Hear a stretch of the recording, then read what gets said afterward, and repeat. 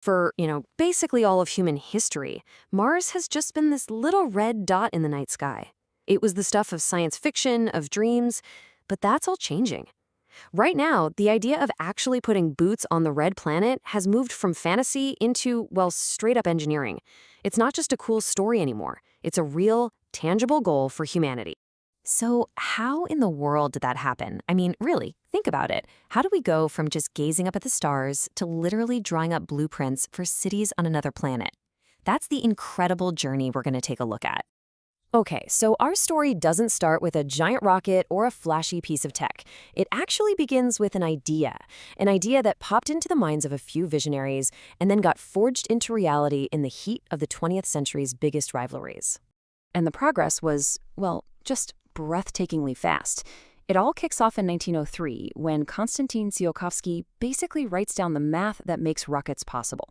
Just 23 years after that, Robert Goddard actually builds one, launching the first liquid-fueled rocket. Then, fast forward to 1944, and the V-2 rocket becomes the first thing we ever made to actually reach space. From there, things just exploded. In 1957, Sputnik's one's little beep, beep, beep from orbit kicks off the space race. And then, just 12 years later, we land on the moon. Think about that. From pure math to boots on another world, all within a single person's lifetime. And here's something wild. That race to the moon has a direct line to the device you're watching this on right now. See, the Apollo missions needed tiny, super reliable computers. That need pushed the development of something called integrated circuits. The Apollo guidance computer was one of the very first things to use them. And that, right there, was the spark that ignited the microchip revolution that powers our entire modern world. So, after the huge success of the moon landing, our gaze naturally shifted to the next big thing out there, Mars. But you can't just send people to a place you know almost nothing about. Before we could even think about sending astronauts, we had to send scouts. Our robotic explorers became our eyes and ears, sending back critical intel from the red planet. Our very first real look came from the Viking landers, way back in the 1970s. They sent back these amazing, iconic first pictures from the surface. And what we saw was this rusty, rocky, barren-looking world. They looked for life, but didn't find anything conclusive. But the orbiters, they mapped the planet and found these enormous canyons, hinting that maybe, just maybe, Mars wasn't always this dry. Decades go by, and then this little robotic geologist named Opportunity lands, and it changes absolutely everything. It was only supposed to last for 90 days, but it ended up exploring for almost 15 years, and it found these little spherical rocks, they nicknamed them blueberries, that on Earth only form in water. This was it. This was the smoking gun, irrefutable proof that liquid water once flowed on Mars. Then came Curiosity, which was basically a car-sized chemistry lab on wheels, and it took the next giant leap. It didn't just confirm there was water. It found that this water existed in an ancient lake bed, a lake that had all the right ingredients for life as we know it, including organic molecules, the actual building blocks of life. For the very first time, we knew for a fact that Mars was once habitable. And that brings us right up to today. The Perseverance rover is crawling around an ancient river delta called Zero Crater, and it's on a very specific mission: find signs of that ancient life. And it's playing the long game here. It's drilling out core samples of rock, sealing them in these little tubes, and just dropping them on the surface. Why? For a future mission to come and pick them up and bring them all the way back home to Earth.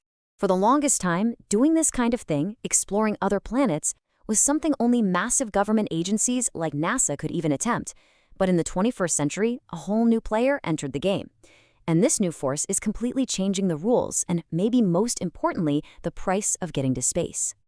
People call this shift new space. The old way was all government-run. They built these gigantic, incredible rockets that you could only use one time. The cost was whatever it took to get the job done. The new model, it's all about commercial competition and is driven by one idea that changes everything: reusability.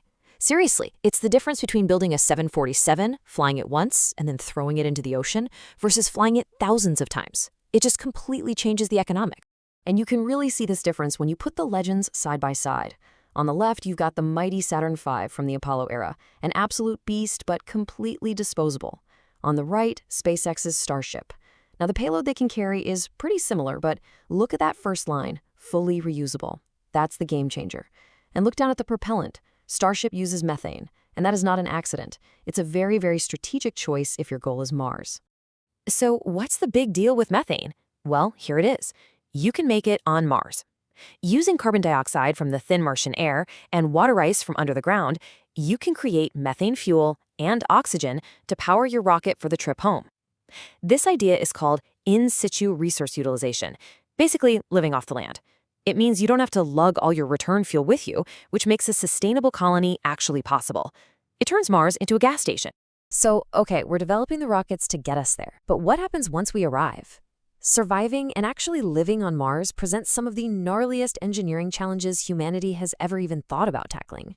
It all starts with something engineers call the 6 minutes of terror. That's the landing. The atmosphere on Mars is this weird paradox.